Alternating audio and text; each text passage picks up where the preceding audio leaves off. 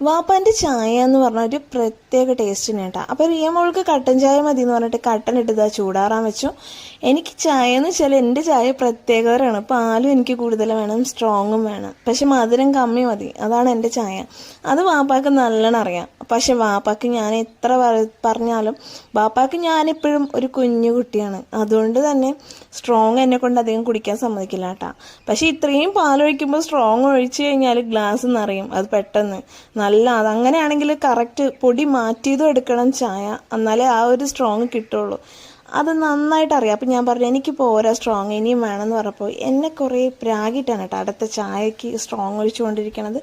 ഇതിൽ കൂടുതൽ തരില്ല, ഇത്രയും കുടിച്ചാൽ മതി എന്ന് പറഞ്ഞിട്ട് ആറ്റുമ്പോഴും എന്നെ ചീത്ത പറഞ്ഞുകൊണ്ടാണ് ഈ ചായ ആറ്റിക്കൊണ്ടിരിക്കുന്നത് കേട്ടോ. വേണ്ടില്ലേ വെറു പറഞ്ഞുകൊണ്ടിരിക്കുന്നുണ്ട്. പക്ഷേ എൻ്റെ വാപ്പാൻ്റെ ചായ എന്ന് പറഞ്ഞാൽ പ്രത്യേക ടേസ്റ്റ് കേട്ടോ. വാപ്പാക്ക് ചായയുടെ കാര്യത്തിൽ നല്ല കൈപ്പുണ്യുണ്ട്. കാരണം ഞാനിപ്പോൾ ബില്ലിങ്ങിന് നിൽക്കുമ്പോൾ പോലും അവിടെ കസ്റ്റമേഴ്സ് വന്നിട്ട് പറയുന്നത് വാപ്പാൻ്റെ ചായ കുടിക്കാനാണ് ആകെ ഞാൻ പോണത്.